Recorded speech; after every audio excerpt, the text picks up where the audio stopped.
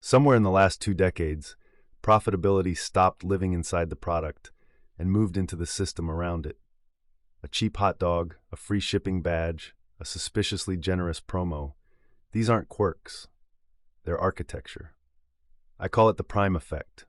Businesses deliberately take losses at the front door to win a long-term default relationship, then earn it back across an ecosystem over time, through frequency, habit, and a portfolio of internal economics. The mechanism is simple. Subsidize adoption, compound habit, recover margin elsewhere. In the 90s, you won by selling a profitable thing. Today, you often win by making the easy choice feel inevitable. What looks like taking a hit is often just a reallocation of where profit is allowed to exist.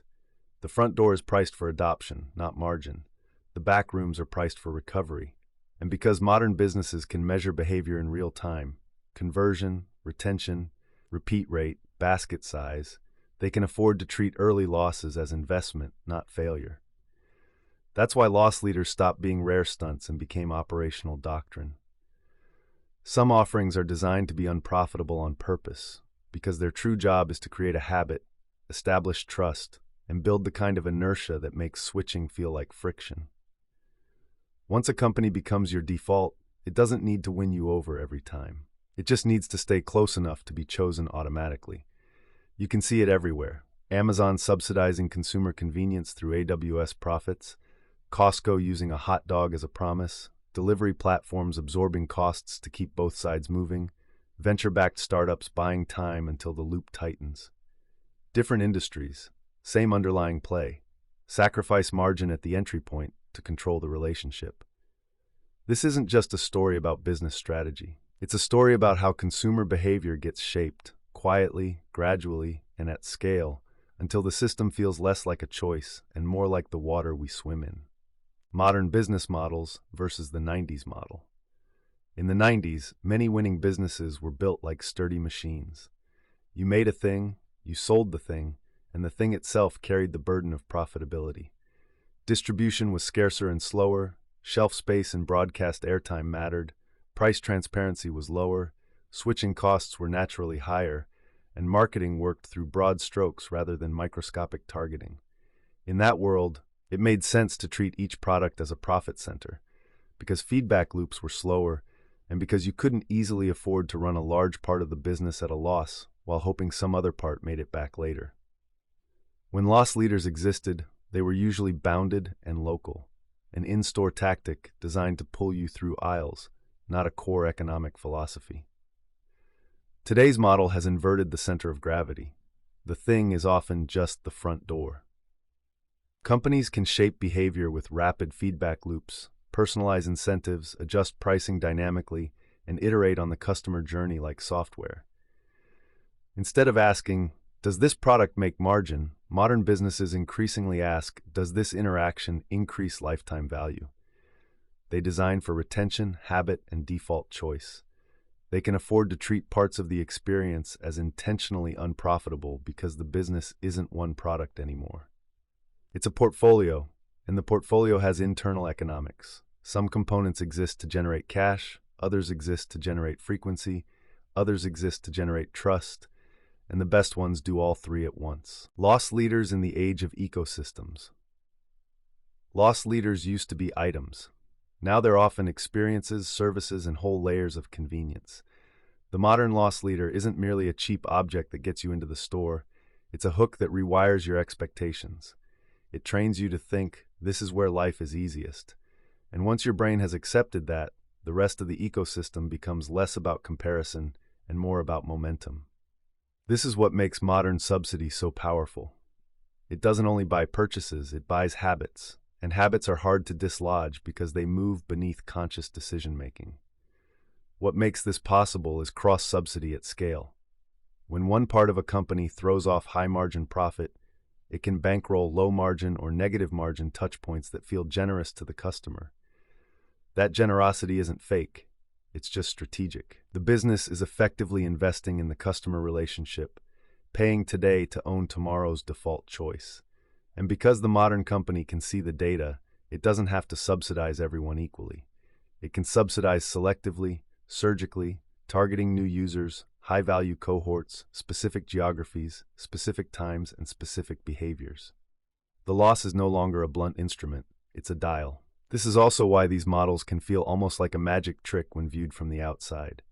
If you isolate a single order, a single trip, a single transaction, you can convince yourself the company has no idea what it's doing. But the point is that the transaction is no longer the unit of success. The customer is. The system is. Subscriptions and the new business contract subscriptions did not become popular because businesses suddenly discovered predictable revenue. They became popular because subscriptions reshape psychology. A subscription can turn consumption into identity.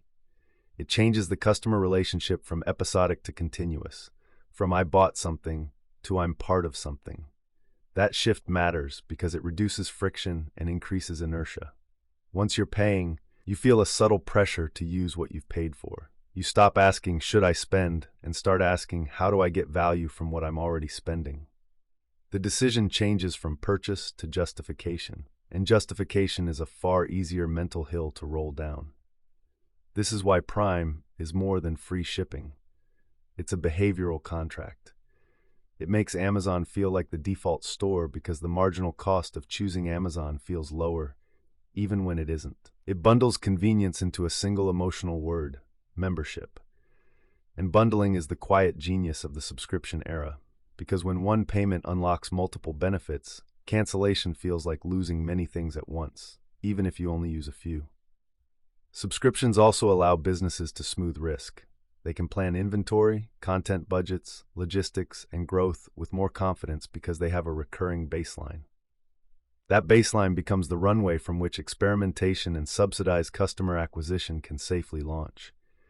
But the subscription turn also contains its own shadow.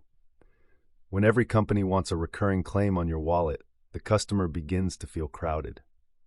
Subscription fatigue isn't just annoyance, it's a signal that the ecosystem is reaching saturation.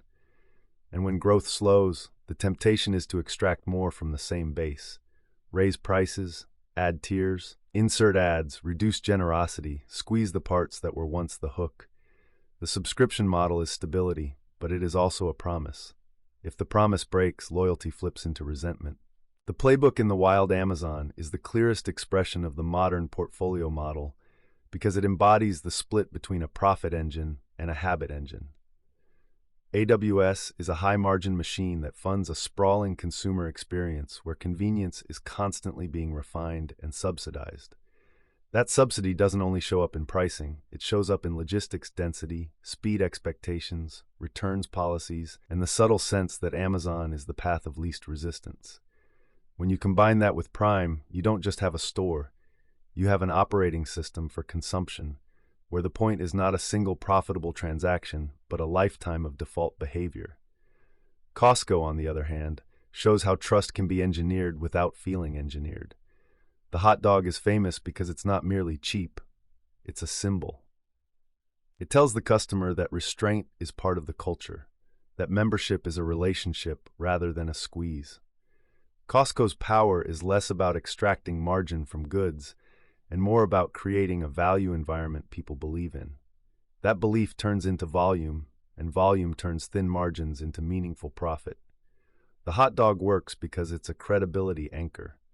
It's proof that the deal is real, and proof is worth more than persuasion. Uber Eats reveals a different kind of modern logic, the logic of marketplaces. Delivery platforms don't just sell food delivery, they manage balance. They must keep enough drivers available that customers get good service, while keeping enough customers ordering that drivers keep earning. This balance is fragile, and fragility creates subsidy. A platform might pay more on a particular trip, offer promotions in a particular area, or absorb costs in a particular moment because the true objective is liquidity, reliability, and habit formation. It's not that every order must be profitable, it's that the marketplace must remain alive. Once it's alive, revenue is captured through fees, scale, and increasingly through the monetization of attention inside the app, where placement, visibility, and sponsored positioning become their own profit layer. GoPuff, and the broader era of venture-subsidized growth, is what happens when the portfolio logic is funded externally before it's funded internally. The early phase is an experiment in speed and habit. Prove that people will change their behavior if convenience is cheap enough and fast enough. Investment capital becomes the temporary profit engine, buying time until the company finds durable unit economics through density, operational efficiency, private label, fees, or new monetization layers. When capital is abundant, this can feel like the future arriving early. When capital tightens, it reveals the underlying question the subsidy was postponing. Can the habit survive without the discount? The common thread across all of these examples is that modern business models have become architectural.